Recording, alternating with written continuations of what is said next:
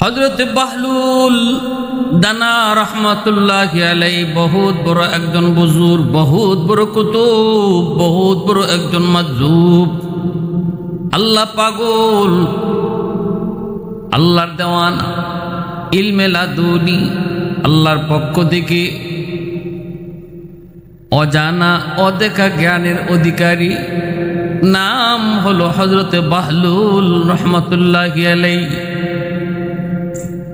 Junaid Baghdadi রহমাতুল্লাহি আলাইহি জমানায়, ওই জমানায় অনেক বড় বড় আল্লাহওয়ালা জমিনে ছিলেন। জুনাইদ বাগদাদী রহমাতুল্লাহি আলাইহি জমানায়, ওই জমানায় বড় পীর আব্দুল কাদির জিলানী রহমাতুল্লাহি আলাইহি, এমনি ভাবে বাহলুল দানা রহমাতুল্লাহি আলাইহি, বহুত বড় বড় বুজুর্গ, বহুত বড় বড় কুতুব ওই জমানায় ওই সময়ে ছিলেন রে যুবক। আল্লাহর জমিনে এমন বহু কুতুব ছিলেন। বাগদাদের বাদশাহ তখন খলিফা হারুনুর রশিদ। খলিফা হারুনুর রশিদ যদিও সে ওই রকম ভাবে অনেকটা জুলুম করত, অনেক অন্যায় কাজে জড়িত ছিল, কিন্তু হযরতে বাহলুল দানা রহমাতুল্লাহি আলাইহিকে খুব ভয় পাইত, খুব হিসাব করে চলত, বেয়াদবি করত না। ওই সময় অনেক রাজা বাদশারাই ছিল এমন, তারা তাদের রাজত্ব পরিচালনা করার সময় আল্লাহওয়ালাদেরকে বড় শ্রদ্ধা করত, তাজিম করত, সম্মান করত, বেয়াদবি করত না। খলিফা হারুনুর রশিদ বাগদাদের খলিফা, খলিফা হারুনুর রশিদ বাগদাদের খলিফা, তার দরবারে একবার বাহলুল যায় হাজির। খলিফা হারুনুর রশিদ মন্ত্রী পরিষদ এবং ভিভিআইপি লোকদেরকে নিয়ে মদের আসর বসাইছে। এটা তো ট্র্যাডিশন, একই ক্যাটাগরির ভিভিআইপি মানুষ একত্রিত হলে এখন একটু মদ পান করা, নেশা করা, এটা তো মানে এই একটা সাধারণ ট্র্যাডিশনে পরিণত হয়েছে। যদি কেউ মদ না খায় তখন তার আনকালচার করে, অসামাজিক, এটাকে কোনো গুনাহ বা অপরাধী মনে করা হয় না। খলিফা হারুনুর রশিদ সেও এমন আয়োজন করে বসল, মদের আয়োজন। বলুন তো মদ খাওয়া হালাল না হারাম? পরিষ্কার হারাম। মদ খাওয়া হারাম। আল্লাহ পাক রব্বুল আলামিন পবিত্র কোরআনুল কারীমে মদের বিষয়ে তিনি পরিষ্কার বলেছেন। 3 বারে মদের আয়াত নাজিল হয়েছে। শেষবারে আল্লাহ পাক সাফ সাফ জানায় দিলেন মদ খাওয়া কি হালাল না হারাম? হারাম। 3 বারে আল্লাহ 3 ধাপে মদকে হারাম করেছেন। ওই মদ, এই মদ খাওয়ার অনুষ্ঠানে বাহলুল আল্লাহ পাগল হাজির হয়ে গেছে। বাদশাহ হারুনুর রশিদ দেখা তো অবাক, সবাই তো অবাক যে এখন এই বুজুর্গ বেচারা আল্লাহওয়ালা মদের আসরে ঢুকছে, তার সামনে এখন মদ খায় কি করে? আর যে পাগলের পাগল, যে গরমের গরম, তার সামনে কেমনে খায়? খলিফা হারুনুর রশিদ তখন একটু কৌশল করলো, তার এই মদ খাওয়ার আসরটারে বাদশার সামনে, ওই বাহলুল পাগলের সামনে এটাকে মানে সহজ করে পেশ করার জন্য বলতেছে, বাহলুল তোমাকে আমি একটা প্রশ্ন করি, প্রশ্নের জবাব দিতে পারবা? ওই মদ যে খাইতেছে সবার হাতে যে মদের বোতল, বাহলুল আল্লাহ পাগল তিনি কিছু বলার আগেই বাদশা প্রশ্ন করে বসলো। প্রশ্নটা হলো, বাহলুল বলো তো, কেউ যদি আঙ্গুর খায় এটা কি অপরাধ নাকি? বাহলুল বলেন, অসম্ভব, অপরাধ হতেই পারে না। কেন অপরাধ হবে? আঙ্গুর খাওয়া তো অপরাধ নয়। তারপরে বাদশাহ কয়, আঙ্গুর খাওয়ার পরে যদি পানি পান করে এটা কি অপরাধ? কয় না। কয়েকবার তোমাকে বলি, আঙ্গুর আর পানি পান করার পর একজন মানুষ অনেকক্ষণ যদি রৌদ্রে দাঁড়ায় থাকে এটা কি অপরাধ? কয় না, অপরাধ না, যতক্ষণ খুশি রৌদ্রে দাঁড়ায় থাকবে। বাদশাহ হারুনুর রশিদ এইবার সে কথা বলার সুযোগ পেয়ে গেল। ডাক দিয়ে বলতেছে, ও বাহলুল, তাহলে তুমি বলো, এই যে আমাদের হাতে দেখতেছো মদ, এই মদটা কিন্তু আঙ্গুর আর পানি দিয়েই বানানো হয়েছে। আঙ্গুর আর পানিকে অনেক দিন রৌদ্রে এরকমভাবে তাপ লাগানোর পর এই আঙ্গুরটা এই পানিটার মিশ্রণের পর জাল দেওয়ার পরে সেটা মদ হয়। তুমি তো নিজেই বলেছো আঙ্গুর খাওয়া দোষ নয়, পানি পান করাও দোষ নয়। আর আঙ্গুর পানি খাইয়ে একজন মানুষ যদি রৌদ্রে দাঁড়ায় তাপ নেই, এটাও দোষ নয়। তাহলে মদ তো এই তিন জিনিসের সমন্বয়ের নামই, তাহলে কেন মদ খাওয়া হারাম হবে? বাহলুল আল্লাহ পাগল। বাদশাহ মনে করেছে বাহলুলকে আটকায় দিয়েছি, এইবার বাহলুল কোনো জবাব দিতে পারবে না। কিন্তু বাহলুল বলতেছে, বাদশাহ জাহাপনা, আমি আপনার প্রশ্নের জবাব পরে দেই, আগে আপনি আমার প্রশ্নের জবাব দিতে পারবেননি বলেন। কি প্রশ্ন? আমার প্রশ্ন হলো, একজন মানুষের মাথায় যদি এই যে মাটির ধুলা মাটি যদি কারো মাথায় রাখা হয়, সে কি ব্যথা পাবে? বাদশাহ কয়, না, মাথায় যদি ধুলাবালি রাখা হয় ব্যথা কেন পাবে? কয়, বুঝলাম, এইবার ধুলাবালি রাখার পরে ব্যথা পাবে না, হয়তো মাথাটা নোংরা হবে। বাহলুল কয়, ঠিক জবাব দিয়েছেন। এবার যদি তার মাথায় পানি ঢালা হয় তবুও কি ব্যথা পাবে? কয়, না, তাও ব্যথা পাবে না। বাহলুল বলে, ধুলাবালি মাথায় রাখলেও ব্যথা পায় না, পানি ঢাললেও ব্যথা পায় না, কিন্তু এই মাটির বালি আর পানিকে একত্রিত কইরা কাই বানাইয়া যদি এটাকে ইট বানানো হয়, আর এই ইট যদি উপর থেকে তার মাথায় ফালানো হয়, তাহলে কোনো সমস্যা হবে নি। বাদশাহ হারুন রশিদ কয়, অবাক কাণ্ড, এমন কথা আপনি কেমনে বলেন? এটা তো একজন বুদ্ধিমান না, পাগলেও এই কথা বুঝবে, তার মাথার অস্তিত্ব থাকবে না। ইট দিয়ে যদি মাথায় আঘাত করা হয়, উপর থেকে যদি ইট ফালানো হয়, তাহলে তো তার মাথা ফেটে যাবে। বলা মাত্রই বাহলুল এবার বলতেছে, বাচ্চা জাহাপনা, আপনি আপনার প্রশ্নের জবাবটাই হলো, আমার প্রশ্নের জবাব আপনি দা দিয়েছেন, এর দ্বারা আপনার প্রশ্নের জবাবও হয়ে গেছে। কেমনি? কয়, দেখেন, পৃথক পৃথক মাটির বালি তার মাথায় রাখলেও ব্যথা পায় না, পৃথক পৃথক পানি ঢাললেও ব্যথা পায় না, কিন্তু এই মাটি আর পানিকে একত্রিত করলে, ইট বানায় যদি মাথায় রাখা হয়, তাহলে মাথা ফেটে যায়। তাহলে বোঝা গেল পৃথক পৃথকে কোনো দোষ নাই, একত্রিত করলে পরে বিপদ। ঠিক তেমনি ভাবে খেজুর আর পানি পৃথক পৃথক যদি কেউ খায়, তাহলে কোনো দোষ নাই, কিন্তু এই খেজুর আর পানিকে যদি একত্রিত কইরা আগুনে জাল দেওয়া হয়, তাহলে এটা মদ হয়ে যায়। এটাই শরীয়তে আল্লাহ হারাম ঘোষণা করেছে, এই মদ খাইলেই তার নেশা হয়। উপস্থিত পুরা মজলিস অবাক হয়ে গেল। একজন মানুষ দেখতে পাগল, কিন্তু তার মাথায় কি পরিমাণ জ্ঞান! বাদশাহ সাথে সাথে মদের বোতল হাত থেকে ফালাই দিল। যত ভিআইপি মন্ত্রী মিনিস্টার ছিল, সবাই যার যার হাত থেকে মদের বোতল ফালাই দিল। ভাইরা বন্ধুরা, এই বাদশাহ হারুন রশিদের দরবারে প্রায় বাহলুল পাগল আসা যাওয়া করতেন, প্রায় তিনি আসতেন। বাদশাহ ওনাকে মূল্যায়ন করত, সব কথা মানত না, কিন্তু খেপাইতো না, বেয়াদবি করত না, চালাক, বেয়াদবি করত না, কিন্তু আসতে দিত, বসতে দিত, কথাও শুনত, মজাও নিত। এক ভরা মজলিসের ভিতরে মন্ত্রী মিনিস্টার সব, এই অবস্থায় একদিন বাহলুল সবার সামনে খুব দ্রুত একদম বাদশার পাশের চেয়ারে এসে বসে গেছে। সবাই তো অবাক হয়ে গেছে, এত বড় একটা জরুরি মিটিং আর মজলিসের মধ্যে বাহলুল পাগল বাদশার কাছে এসে বসা। বাদশার প্রেস্টিজে লাগলো, বাদশাহ খুব মর্মাহত হলো, বাদশাহ খুব চিন্তায় পড়ল, এখন কি করে ইজ্জত গেছে।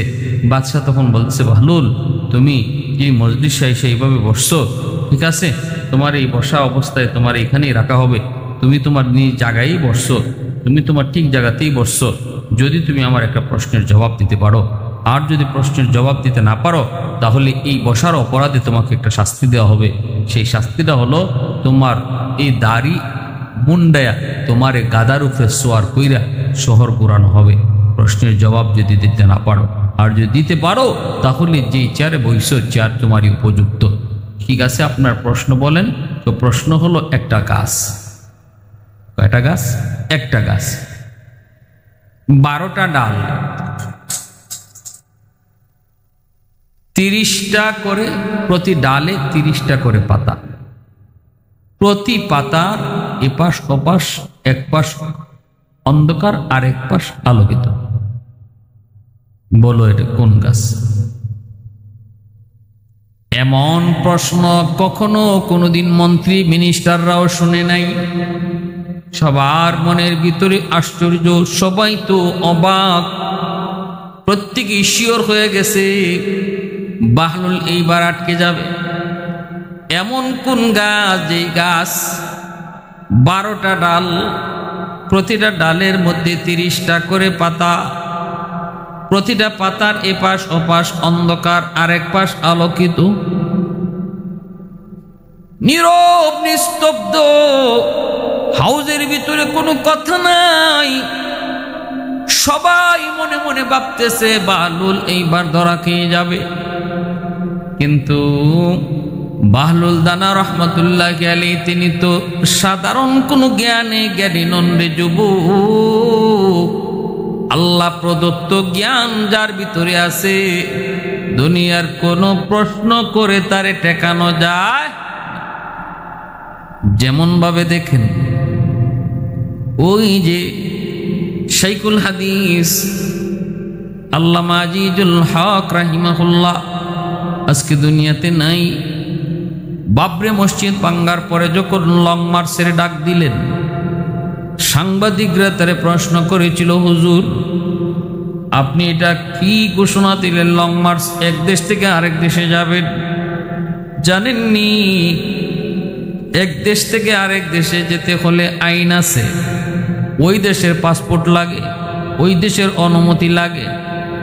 দেশের আইন অমান্য কইরা যদি আপনি অন্য দেশে যেতে যান, এটা কি রাষ্ট্রদ্রোহী নয়? এটা তো রাষ্ট্রদ্রোহিতা, কোনো রাষ্ট্রের সাথে এটা কখনো হয় না। আপনি রাষ্ট্রদ্রোহী মামলায় আসামি হবেন, আপনি বেআইনি কাজ কেন করবেন? তখন শাইখুল হাদিস রহমতুল্লাহ আলাইহি সাংবাদিক মাহফুজুর রহমান, যে ইংরেজি পত্রিকার সাংবাদিক, তারা বলছিলেন যাব না। শুনেন, আপনি তো আমাকে বলতেছেন যে আমি আইন মানি না কেন? আরে আইন সবই জানি, সবই বুঝি, কিন্তু এমন এক পরিস্থিতিতে আমরা পড়ছি, কোন কাজ করলে আইন মানা হয় আর কোন কাজ করলে আইন মানা হয় না, এটা এখন আমাদের মাথায় নেই। এ কথাটা বুঝাইতে গেলে আপনাকে একটা এক্সাম্পল দিয়ে বুঝাইতে হয়। আপনি দরিয়া চিনেন? দরিয়া? সাংবাদিক বলে হ্যাঁ দরিয়া তো চিনি। দরিয়ার মাঝখানে যদি কোনো নৌকা ডুবে, তাহলে যাত্রীরা এদিক সেদিক শুধু প্রাণ বাঁচাইতে সাঁতরায়। কোন দিকে সাঁতরাইলে তীর কাছে পাওয়া যাবে ওই জ্ঞানটা তখন থাকে না। সবাই প্রাণ বাঁচানোর জন্য যে যেদিক পারে ওইদিকেই সাঁতরায়, অথচ তার মাথায় তখন ওই কাজটাই করে না যে কোন দিকে সে সাঁতরাবে, কোন দিকে সাঁতরালে খুব কাছাকাছি তীর পাওয়া যাবে। কারণ বিপদ, কঠিন থেকে কঠিন বিপদ, বিপদের মুহূর্তে তখন এই সাধারণ হুঁশ থাকে না। ঠিক তেমনি আমরাও এমন এক পজিশন আর সিচুয়েশনে পড়েছি, এই অবস্থায় কোন কাজ করলে আপনার দেশের আইন মানা হয় আর কোনটা করলে দেশের আইন মানা হয় না, এই অবস্থা আমাদের এই হিতাহিত জ্ঞান নাই। আমাদের নৌকাও সাগরে ডুবে গেছে, আমরা এখন ডুবন্ত যাত্রী, সাঁতরাইতেছি। কি যা জবাব দিয়েছেন, মুহূর্তের ভিতরে সাংবাদিক লাজবাব, একদম চুপ হয়ে গেছে। ঠিক তেমনি ভাবে বাহলুল দানা রহমতুল্লাহ আলাইহি সাধারণ জ্ঞান তো না, আল্লাহ প্রদত্ত জ্ঞান।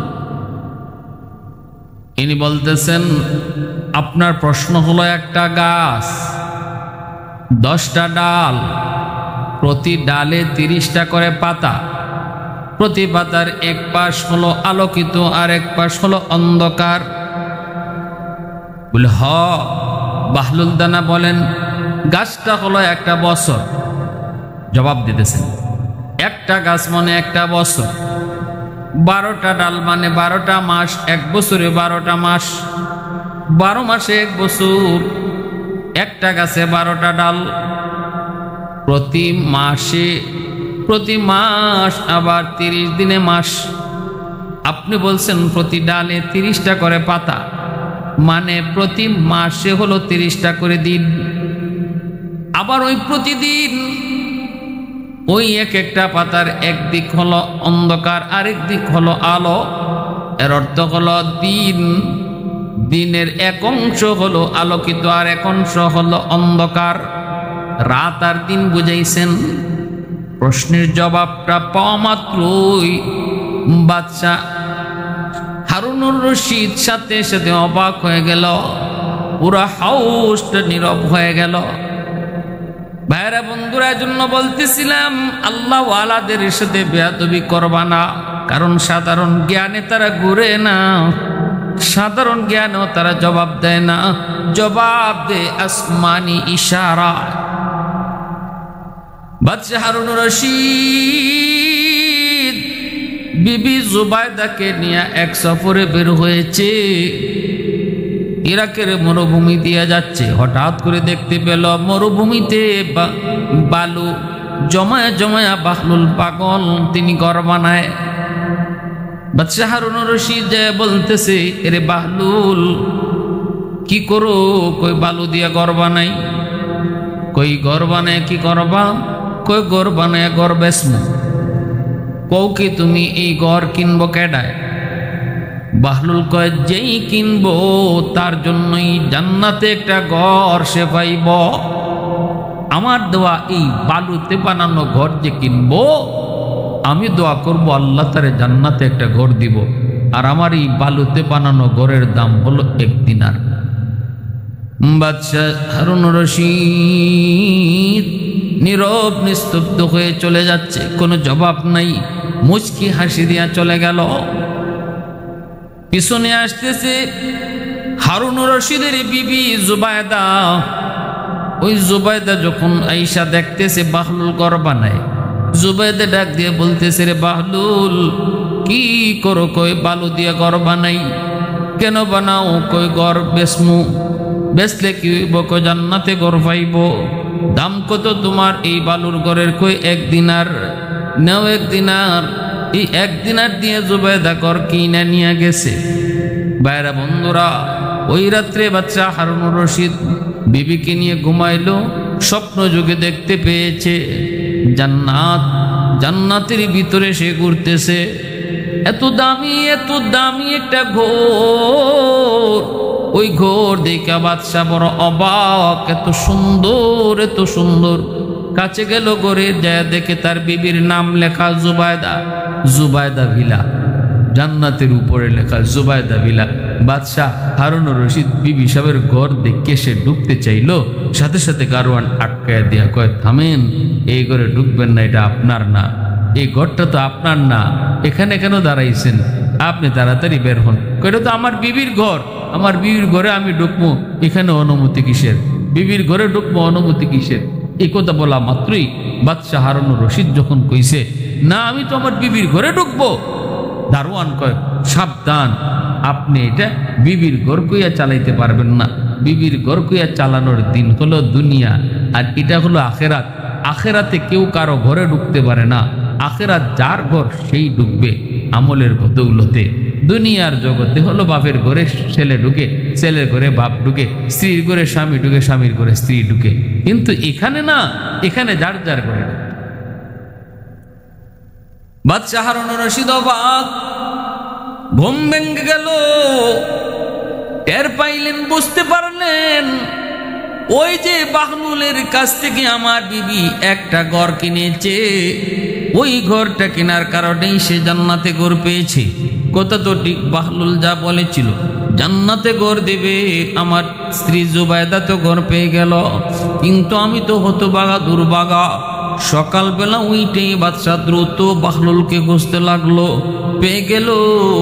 ওই দিনও সে এরকম বালু দিয়ে ঘর বানায়। বাদশা যায় বলতেছে, রে বাহলুল, ও বাহলুল, একটা ঘর আমি কিনতে চাই, আমাকে একটা ঘর তুমি দিবানি, আমি কিনব। কয় ঠিক আছে, নেন, নিতে পারেন, আমি তো ঘর বানাইতেছি বিক্রি করার জন্য। কিনে যখন 1 দিনার দিতে চায়, বাহলুল কয়, কি করো, মজাক করো নাকি, ঠাট্টা করো নাকি? কয় কি হইছে? আমার এই একটা ঘরের দাম হলো তামাম দুনিয়ার যত সম্পদ, সব সম্পদ এক জায়গায়, আর আমার এই ঘরের দাম হলো এক জায়গায়। বাদশাহ হারুনুর রশিদ অবাক হয়ে বলতেছে, রে বাহলুল, তুই না গতকাল কি বললি 1 দিনারের বিনিময়ে এই ঘর? বাদশাহ যখন এই কথা বলে তখনই বাহলুল কয়, রে বাদশাহ শোনো, এই 1 দিনার দাম ছিল ততক্ষণ যতক্ষণ এই ঘরের প্রকৃত মূল্য তুমি জানতায় না, বুঝতায় না। তখন ছিল এই ঘরের মূল্য 1 দিনার, কিন্তু এখন তুমি এসেছো যাই না শুই না দেইকা তুমি এসেছো, যার কারণে এই ঘরের দাম আর 1 দিনার নয়। এখন তুমি জান্না শূন্য আইসো, স্বপ্নে দেখিয়া শূন্য তুমি আইসো, এজন্য এই ঘরের মূল্য এখন তামাম দুনিয়ার সমস্ত সম্পদ। ভাইরা বন্ধুরা, জন্য বলতেছিলাম, আল্লাহওয়ালারা সাধারণ কোনো বিষয় নয়। আমি আপনি মনে করব আল্লাহওয়ালাদের কথা অল্প, আল্লাহওয়ালাদের বিষয়টাও অল্প, কিন্তু এর রহস্য অনেক গভীর। मैं तालिब मौला हूँ मेरे इश्क निराला, मैं तालिब मौला हूँ मेरे इश्क निराला, है जुमला जहाँ जिनके तजल्ली से उजाला, है जुमला जहाँ जिनके तजल्ली से उजाला, मादर दु जहाँ गैर खुदा यार नदारम, যদি याद खुदा ही चिदिगुर कार नदारम, যদি याद खुदा ही चिदिगुर कार नदारम। বাগদাদের বহুত বড় আর একজন আল্লাহর ওলি জুনাইদ বাগদাদি, ইনি একদিন কইতেছেন, ও আমার মুরিদানেরা, তোমরা কি বাহলুলকে কোথাও পাইছনি? পাইলে আমাকে একটু বাহলুল পাগলের কাছে নিয়ে যাবানি। মুরিদানেরা কই, হুজুর আপনি এত বড় আলেম, এত বড় মুফাসসির, এত বড় মুহাদ্দিস, আপনি পাগলের খুঁজে কেন যাবেন? জুনাইদ বাগদাদি কয়, তোমরা তারে চিনো না, কিন্তু আমি ভালো করে চিনি, আমাকে তার সংবাদে নিয়ে চলো। মুরিদানরা কোষ করে করে নিয়ে আসলো, পেয়ে গেল মরুভূমিতে বাহলুল। আল্লাহ পাগল, আল্লাহ পাগল, আল্লাহর জন্য দেওয়ানা। ওই অবস্থায় তারা ঈসা সালাম জানাইলেন। জুনাইদ বাগদাদি সালাম দিয়া কয়, কে গো তুমি? বাহলুল পাগল কয়, আমার পরিচয় পরে নেও, আগে কও তুমি কে? কয়, আমি হলাম জুনাইদ বাগদাদি। ও, আপনি শায়েখ জুনাইদ বাগদাদি? আপনি মানুষদেরকে তাফসীর করেন, ওয়াজ নসিহত করেন? ও, আপনার নাম শুনেছি, অনেক শুনেছি আপনার। তো ভালো কথা, আপনি যে মানুষকে এত কোরআন হাদিসের আলোচনা শোনান, দ্বীনের কথা শোনান, ভালো, আলহামদুলিল্লাহ। কথা বলার আদব চিনেন আপনি? জুনাইদ বাগদাদি বলেন, হ্যাঁ, কথা বলার আদব তো আমি চিনি। আল্লাহ রসুলের সুন্নাহ, কথা বলার আগে বিসমিল্লাহ কইয়া আল্লাহর প্রশংসা করে কথা কোয়া শুরু করো। আমি তো এই কথা দেখি, আমি কথা বলার সময় রসুলের সুন্নাহর দিকে খেয়াল রাখি, মুক্তাদায় হাল বুঝে কথা বলি, যার যতটুকু কথা বলার যেখানে এতটুকুই বলি, এক্সেস কথা বলি না। এই সুন্নাহ অনেকগুলা কইল। তারপরে ওই বাহলুল পাগল কয়, আচ্ছা ভালো তো, আমি তো যা দেখতেছি আপনি কথা বলার আদবই জানেন না, আপনি কথা বলার আদবই জানেন না। এই কথা বইলেই বাহলুল পাগল তিনি আবার রওনা দিয়ে দিয়েছেন। জুনাইদ বাগদাদি তার পিছনে পিছনে ছুটলেন, পিছনে পিছনে ছুটলেন। কোন দিকে যায়? মুরিদানেরা কয়, হুজুর আপনি তার পিছনে পিছনে যায়েন না। কিন্তু না, যাইতে যাইতে একটু ঝুপড়ির ভিতরে যায় বসল। জুনাইদ বাগদাদিও তার পিছনে পিছনে যায়, তার কাছে কাছে যায় বসলেন। বৈশা বাহলুল এমন এক মজজুব, এমন এক আল্লাহ পাগল, কিছুক্ষণ পরেই তার আগের কথা মনে থাকতো না, কার সাথে দেখা হয়েছে এটাও ইয়াদ থাকতো না, কারণ তার চিন্তা চেতনায় তো একমাত্র কে? আল্লাহ। আল্লাহ ধ্যানে যারা সবসময় থাকে তারা দুনিয়ার কত বিষয় আশয় এগুলা বেশি মনে রাখতে পারেন না, মনে থাকেও না। দেখা মাত্রই বাহলুল পাগল বলতেছেন, কে আপনি? জুনাইদ বাগদাদি। বলেন, আমি তো জুনাইদ বাগদাদি। ও, আপনি তো জুনাইদ বাগদাদি, আচ্ছা আপনার সঙ্গে তো কিছুক্ষণ আগে দেখা হয়েছিল, কথা হয়েছিল। বলে, জি। আপনি তো মানুষদেরকে ওয়াজ নসিহত করেন, আপনি তো মানুষদেরকে নসিহত করেন, ভালো কথা না? তো আপনি কি খাওয়ানোর আদব জানেন? জুনাইদ বাগদাদি বলে, হ্যাঁ, খাওয়ানোর আদব তো আমি জানি। আল্লাহ রাসূল সাল্লাল্লাহু আলাইহি ওয়াসাল্লামের সুন্নাহ, বিসমিল্লাহ বলে খাওয়া শুরু করো, তারপরে ডান হাতে খানা শুরু করো, নিজের কাছের জিনিস আগে খাও, আরেকজনের খানার দিকে হাত দিও না, এই সমস্ত বিষয়গুলো কইতেছেন। তখন বাহলুল আল্লাহর পাগল তিনি বলতেছেন, আমি তো দেখি আপনি খাওয়ানোর আদবও জানেন না। এই কথা বইলে আবার তিনি হাঁটা শুরু করলেন। মুরিদানেরা কয়, হুজুর এই পাগলের পিছে আর পড়েন না, আপনি চলেন, আমরা চলে যাই। জুনাইদ বাগদাদি কই, তোরা বুঝবি না, আমি বুঝেছি, আমি চিনেছি, আমার বুঝতে হবে, আমার আরো কিছু জানতে হবে। পিছনে পিছনে আবার গেলেন, আবার ওর কাছে যেয়ে ধরলেন আর জিজ্ঞেস করলেন, কে আপনি? কয়, আমি জুনাইদ। ও, আপনার সাথে তো আবারও দেখা হয়েছিল, ঠিক আছে, বলেন তো আপনি ঘুমের আদব জানেননি? জানি তো, আল্লাহর নাম লইয়া ঘুমাবো, ডান করোটে ঘুমাবো, আবার এই ঘুমের যত আদব আছে, সুন্নাহ আছে কইল। বাহলুল পাগল কই, আপনি তো দেখি ঘুমের আদবও জানেন না। জুনাইদ বাগদাদি আর তখন ছাড়লেন না, চাপ দিয়ে ধরে বললেন, হযরত আমি কিচ্ছুই জানি না, আপনি আমারে কোন খাওনের আদব কি, কথা বলার আদব কি, ঘুমের আদব কি, আপনি আমার একটু কোন। বাহলুল তখন বলতেছে, খাওনের আদব 1 নাম্বার হলো হালাল রিজিক খাওয়া।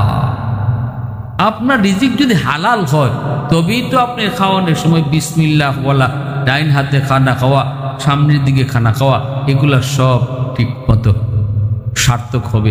আর যদি খাওনটাই হালাল না হয়, আপনি সুন্নত মেনে লাভ হইব কি? আপনার ডান হাত আগে ব্যবহার করলেই হইব কি? বিসমিল্লাহ বললেই হইব কি? 2 নম্বর, আপনার ঘুমের আদব,